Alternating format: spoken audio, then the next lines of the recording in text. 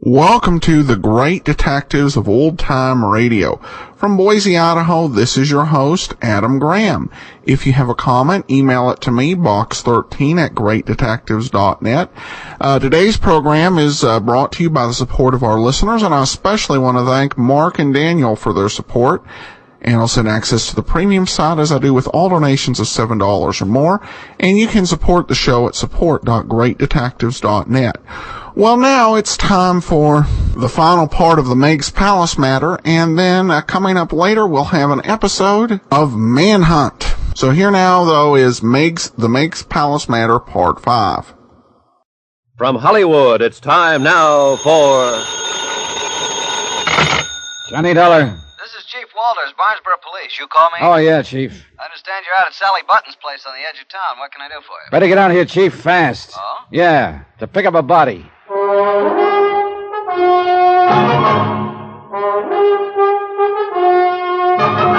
Tonight, and every weekday night, Bob Bailey in the transcribed adventures of the man with the action-packed expense account, America's fabulous freelance insurance investigator. Yours truly, Johnny Dollar.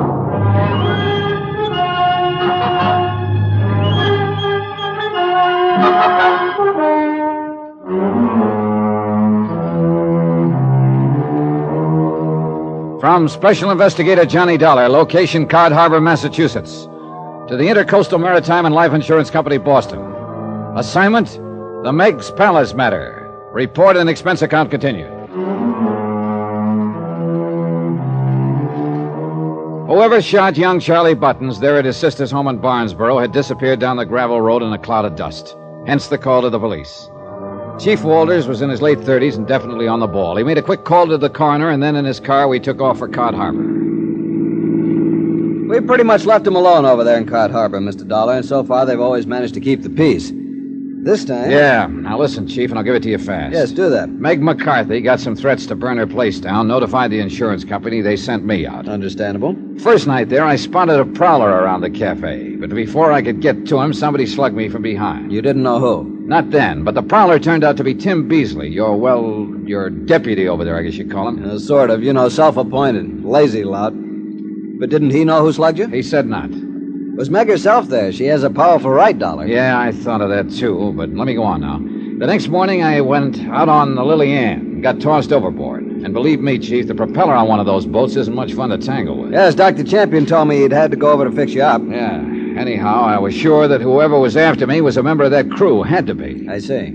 When I came to back at Meg's, I had visitors. The crew, loaded with sympathy. The crew, that is, except for Charlie Buttons. And that's why you traced him to his sister's house? Uh-huh. And, Chief, he confessed. Then I don't understand. But he said he was forced to do those things by somebody who knew of his criminal record and was holding it over his head. Criminal record? Charlie Buttons? Yeah, it seems he killed a man once when he was just a kid.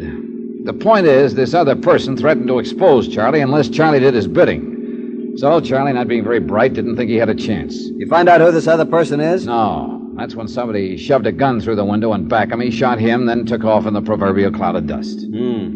How are you doing on suspects? Oh, brother, too many. Meg, of course, named her rivals in the cafe business right from the beginning. Well, I wouldn't count them very good suspects. Then there's Captain Billy Morgan, her intended husband. What a pair. And if I know Captain Billy, he was just scrounging a lot of free meals. Say, incidentally, I saw him in Barnesboro just before you called. Well, Captain Billy is beneficiary of Meg's life policy. And he still owes a lot of dough on the Lily Ann, I understand. Who else? Tim Beasley. What? Yeah. Look, Dollar, I know he's a good-for-nothing bum who's taken that job of acting mayor, acting police chief, acting everything else so he can live off the fat of the land over there. Did you also know that Clem Harris, who runs the other big cafe, is his cousin? His cousin, huh? Oh, and Beasley never kept his promise to dig up the threatening notes Meg received and compare them with the handwriting of the others. Doesn't look good, does it? What do you think, Chief? I'm beginning to wonder if Tim Beasley will be there when we get to Cod Harbor.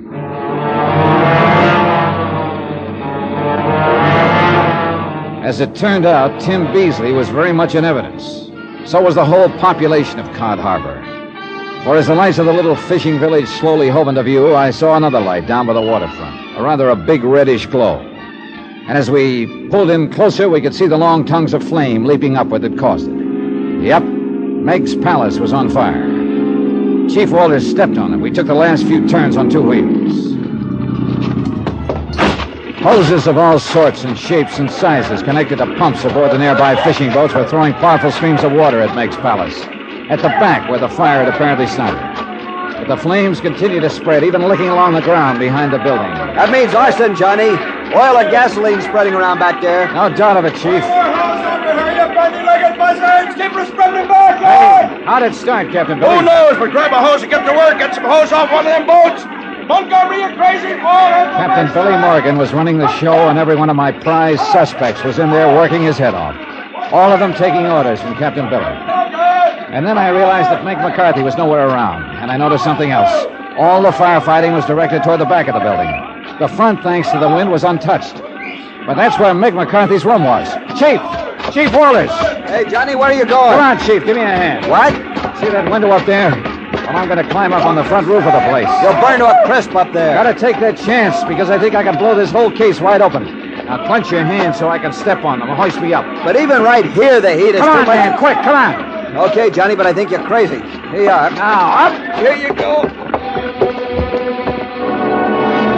The heat was almost unbearable up on that roof, but I knew I had to do it.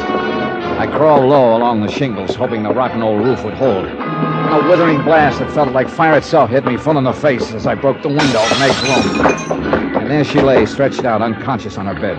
There was an ugly livid mark across her forehead where somebody had struck her down and then left her there at the mercy of the fire. Johnny! Valerie, all right? The searing heat seemed to press in on me, engulf me. And the open window gave a draft to the flames that were already licking at the sides of the open door. Somehow I managed to wrap a blanket around Meg, covering her face, and stagger to the window, blindly groping for it. Johnny! This way, the window! Keep that hose on us here! All right, Johnny. You're all right now. I got you. It's all right, boy. All right.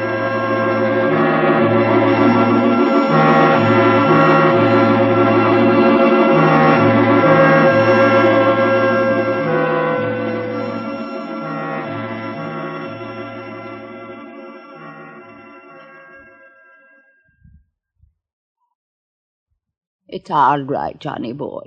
Outside of having your hair singed and losing a suit of clothes, you're all okay. Well, thank goodness you are, Meg. But tell me... Oh, now take it easy. You got a bad burn on that left arm and you got to lie still. Yeah, And would Meg. you believe it was Clem Harris, the one I always thought was such a no-good blatherskite that gave us each a place to stay here at this house. I wondered where I was when I came to a few minutes ago. I guess I misjudged the man. But how about you, Meg? Oh, bless you, darling. You saved me life, and I'll never forget it. May the good Lord strike me down. If it hadn't have been for you... Oh, think of it, Johnny boy. I'd be laying still in that pile of ashes out there that was once my nice cafe. I love you, Johnny boy, and I'm humble and I'm grateful. Meg, that mark on your head. Oh, the dirty, blathering spalpeen who snuck up in my room and knocked me down and left me there. I'll murderize him when I find him, that dirty conniving. You don't know who it was? How could I when he snuck up from behind me? Oh, Chief Walters, come in, sir, come in. Well, I must say, you two look pretty good, considering. Ready for a visitor, Johnny? Yeah, hi, Chief. Bring him in. Oh, now, Johnny, are you sure you want visitors until you're feeling better? Bring him in, boys. Right in here. Stop your pushing. Come on, kid. Why, Billy boy! What's the matter with you, Willie? That look on your face. Oh, and you, Chief Walters, what was the idea of locking up my Willie boy like some dirty scoundrel of a crook when he tried so hard to save my cafe from that awful fire? Who do you think you are? All right, Meg, simmer down. Don't simmer you talk down. to me like that, you young Meg. whisker snap. Yes, darling. Well, I won't simmer down. What was the big idea arresting me that way? Who do you think you are around here? And I'm talking to you, Dollar. You went too far, Captain Billy. I went too far.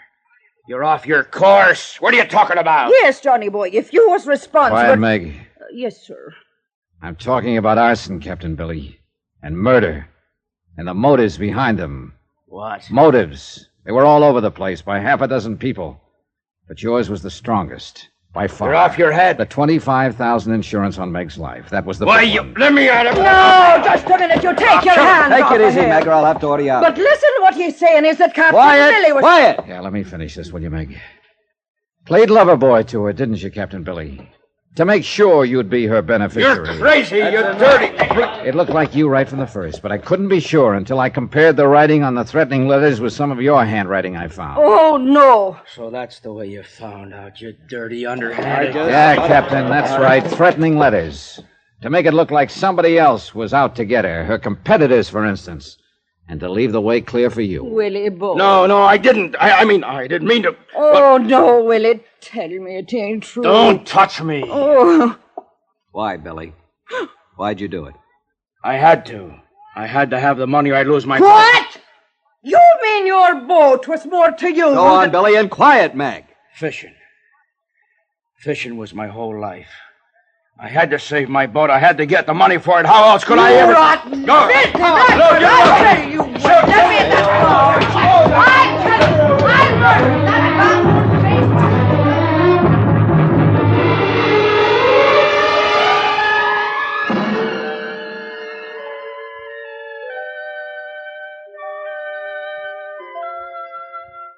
I don't know, Johnny boy. Maybe I'll move to someplace else and open up. I wouldn't have the heart to here. Cod Harbor it'd be too. It was here that I met him and I believed him and... Well, I guess this old heart of mine wasn't as tough as I thought it was. Yeah. I'm sorry, Meg. I'll get over it. Sure I will. I'm Meg McCarthy, Johnny Dollar. No blathering idiot of a man is going to keep Meg McCarthy down. That's the... You hear me? No man on this whole earth is worth it. They're all of them just a bunch of no good, too tight. Oh, no. No, Johnny boy, not you. If only there was more of the likes of you in the world. I love you, Johnny boy. And if I were a bit younger and maybe pretty... Johnny. Yeah? Now tell me, where did you ever get the threat letters you compared the writing of? I'd have swore that I destroyed them, every one. Know something, Meg? I didn't. Huh? I never saw them. Never saw a sample of Captain Billy Morgan's writing either. You mean you... Oh, no. Huh? Well, it worked, didn't it? Aye. And it serves that conniving murder and blather scoiting... There now, Meg. Oh, Johnny. I'm afraid I really did love him.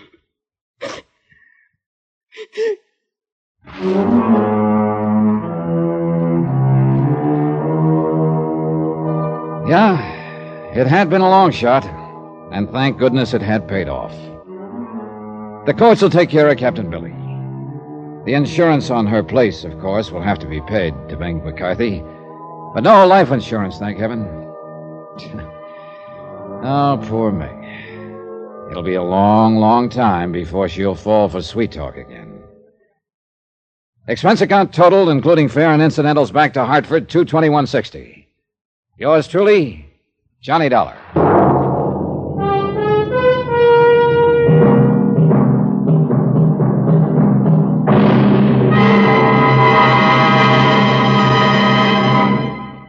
Now, here's our star to tell you about next week's story. Next week, well, they say that diamonds are a girl's best friend. But I wonder when they're a motive for murder. Join us, won't you? Yours truly, Johnny Dollar.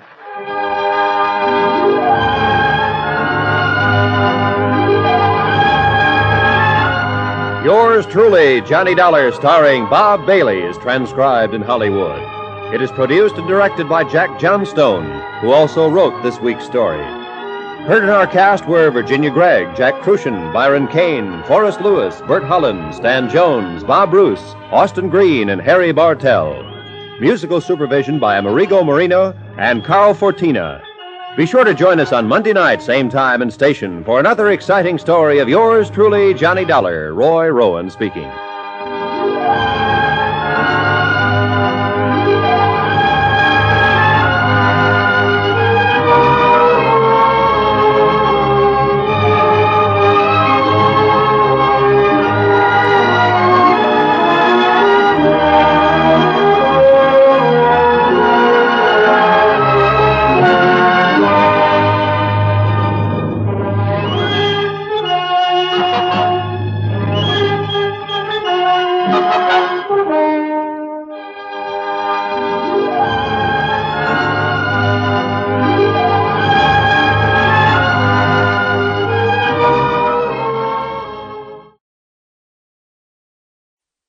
Welcome back. Well, Johnny has been bluffing the last couple weeks, worse than a poker player. There's nothing but a pair of twos. But, this was an episode just, I think for the performance of Virginia Gregg, which really made it work. And I think that, she really brought a lot of spirit and a nice amount of emotion without going over the top at the end that really made you feel for her, for the obvious heartbreak that this whole situation meant. Well, now on to some listener comments and feedback.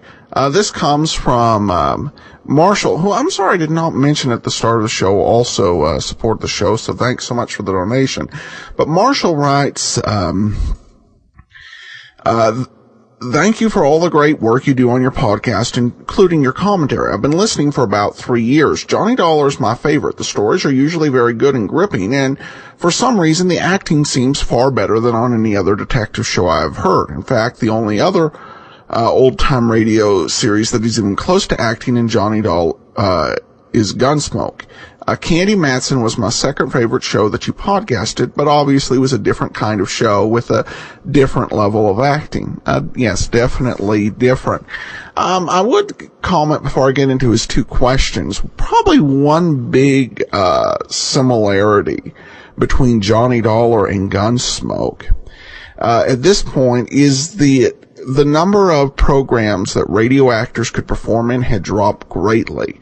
So you always had available to you just an amazing array of talent that you wouldn't necessarily all have because in, say, the late 40s, early 50s, when so many detective shows were so strong. So I think that is one reason why the acting is better.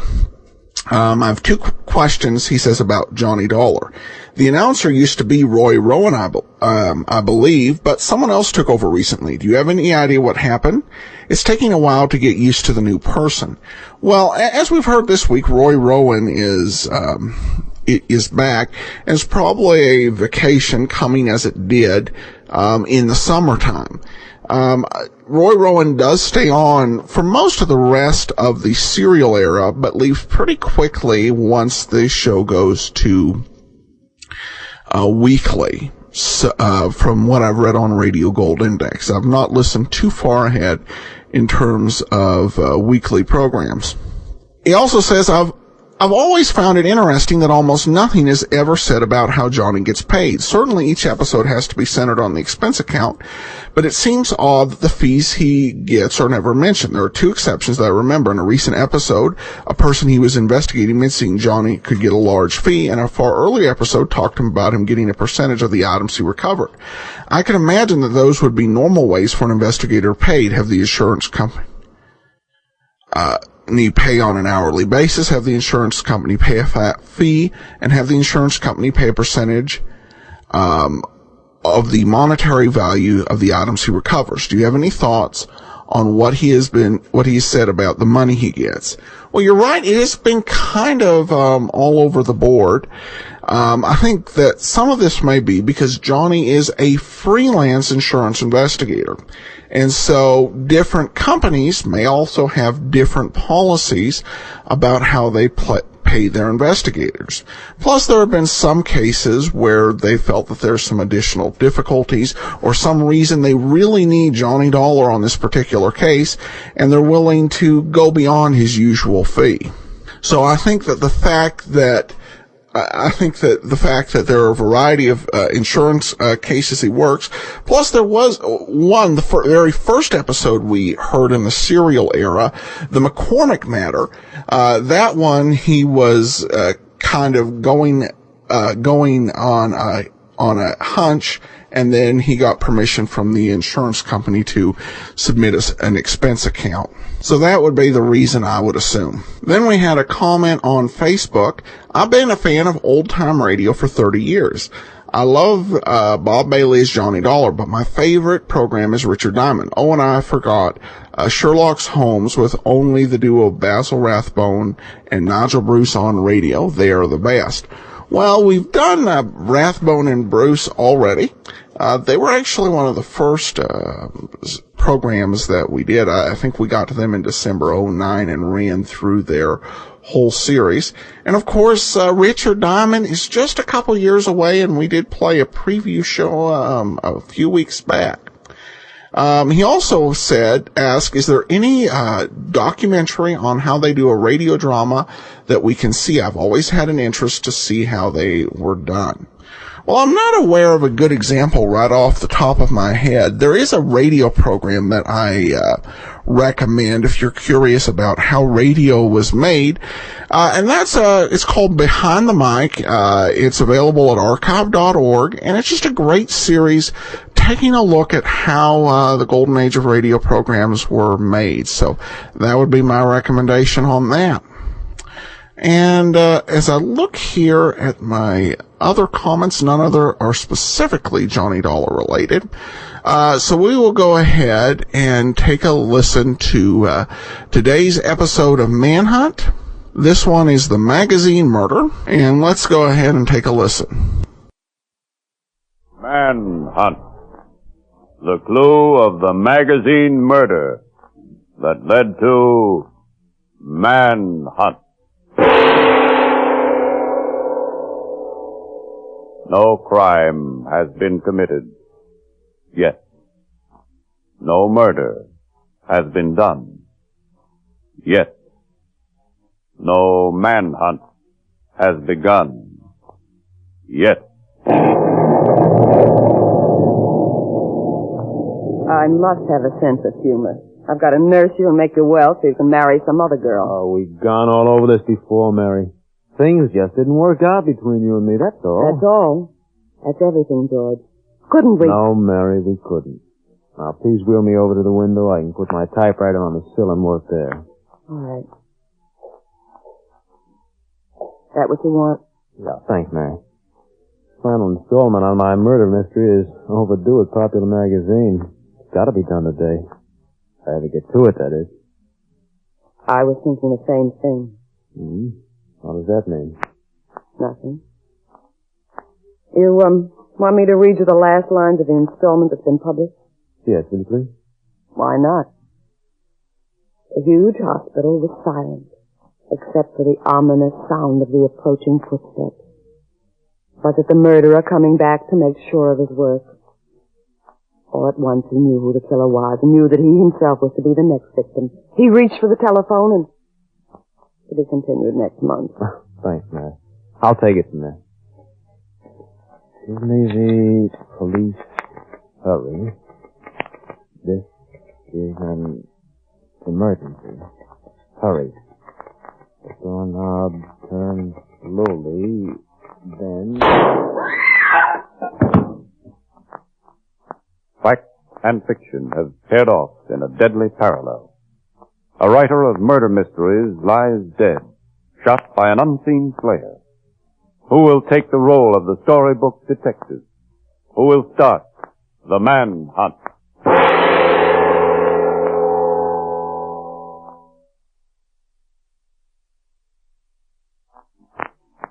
Manhunt and the clue of the magazine murder.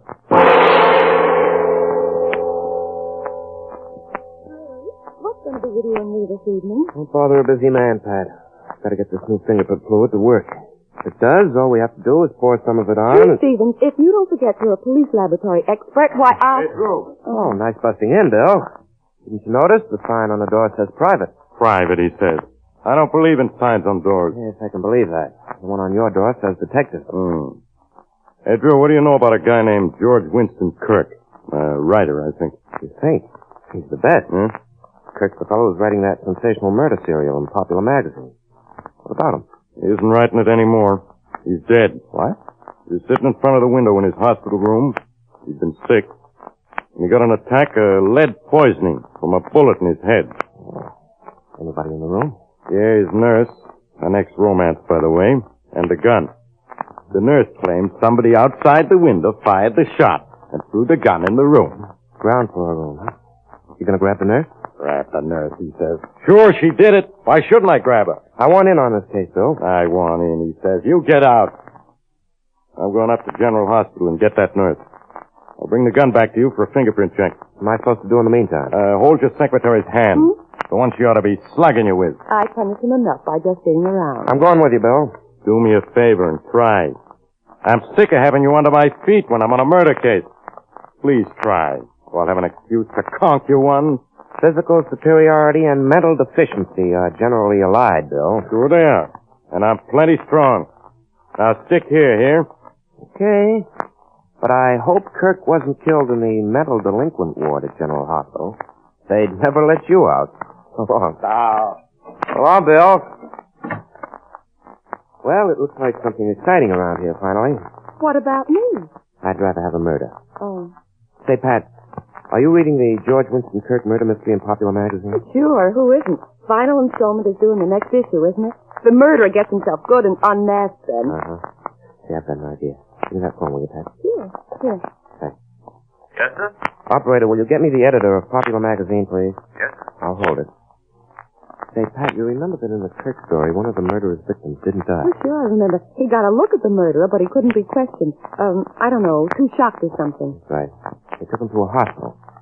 And at the end of the installment in the current Popular Magazine, he was about to call the police. Hello? Hello, this is Drew Stevens Police Laboratory. Who is this, please? My name's Cobb, George Cobb, editor of Popular Magazine. Oh, Mr. Cobb, I'm calling to find out how the George Winston Kirk story in your magazine turns out. Well, I'd like to know myself. I've held up the magazine for a week until Kirk was well enough to write the final installment, but apparently he never got to it.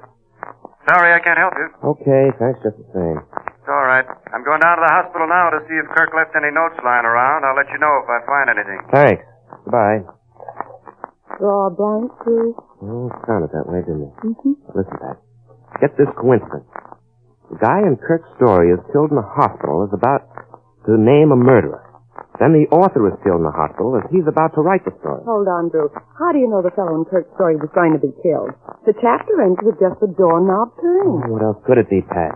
The guy was about to phone the police when, bang, the murderer gets him. A little corny, but nice and dramatic. You're right, of course, as usual. Thanks. Now, look.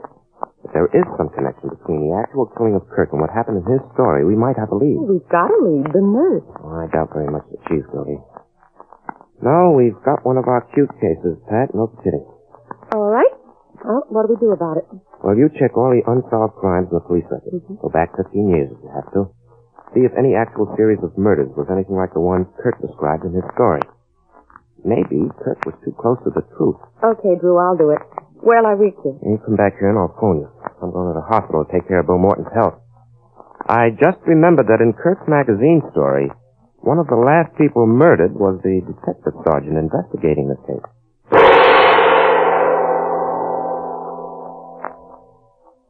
I keep telling you there were no papers, Mr. Cobb. Go on back to your magazine. I'll call you if anything turns up. But, Sergeant Morton, if there are notes, I can still hire another writer to complete Kirk's story. Don't you understand? We've got to go to press. I don't care where you gotta go, as long as it's out of here. Take the back door. I got witnesses waiting out in the hall. Somebody must have seen that nurse with a gun. All right, but I'll be around the hospital here somewhere if you hear anything. All right. Goodbye. Send the next one in. Okay. That's me, Bill. That's me, he says. Get out of here, Drew. I'm busy. Now, listen, Bill. Reporters are pestering you, aren't they? Well? I just found something. Don't say anything about the nurse. Didn't this story. Huh?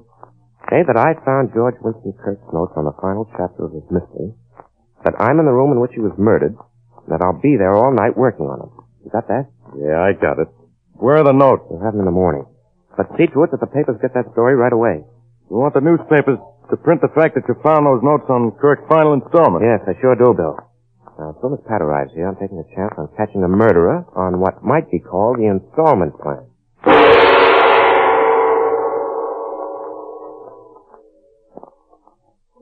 You ought to keep this door locked. Why, Pat? What happened to me? Look, Drew, I love you, and sometimes I feel like killing you. This room isn't healthy. It's the room in which Kirk was killed. Here, here's the bottle you wanted in your laboratory. Polonium compound. Good. Now, what did you find out in your check of the police file? You must be psychic or something. 10 years ago, there was a string of actual murders just like the ones Kirk was describing in the story, and the murderer escaped. Ah, better and better. Now, Pat, take this gun and that chair and go sit behind the screen over there. I'm expecting a visitor. I want you to keep him covered when and if he comes. It may be hours. Can you take it? You know me. Yes, that's why I asked the question. All right, now get behind that screen. It may show any minute. But you and I and this bottle of polonium compound are going to outsmart.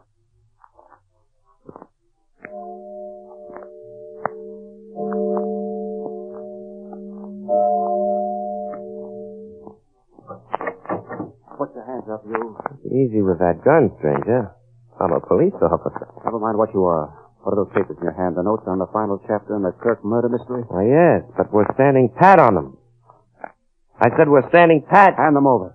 Come on, now. All right, as long as you don't pat me over the head with that gun. I said as Give long... me those papers. That's better.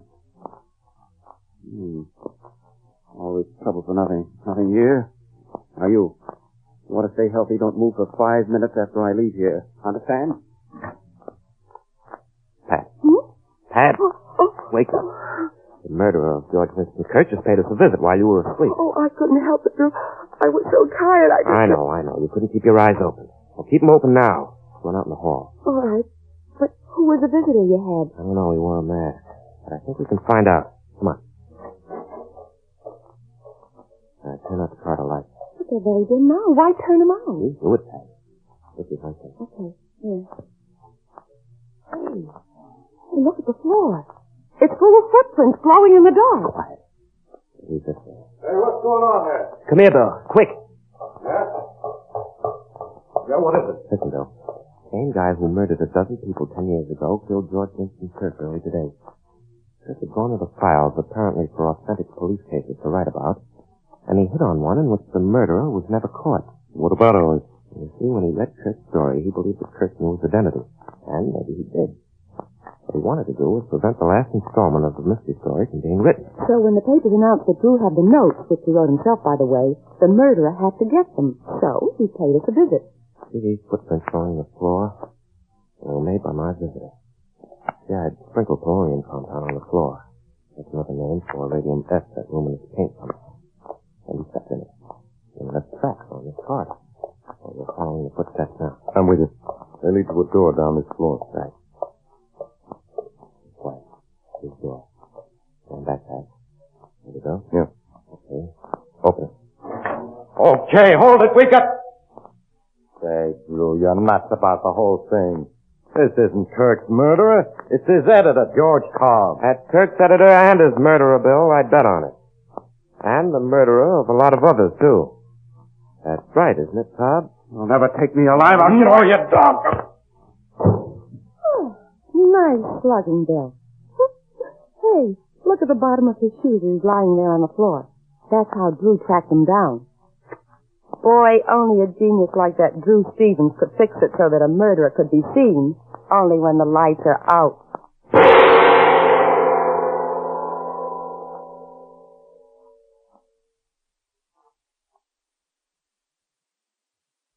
Welcome back. I have to admit, I do like the idea of using the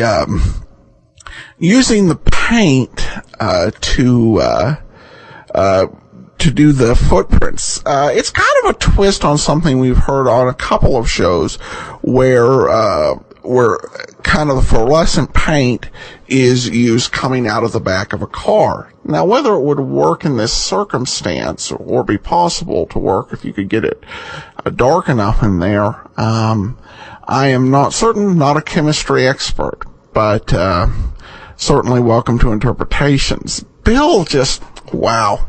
I have to admit that Bill is probably next to Inspector Hellman on Pat Novak for Hire. Bill is probably the most unlikable official police character that I've encountered. He basically goes over to the police lab and says, hey, here's an interesting case, and by the way, you cannot come.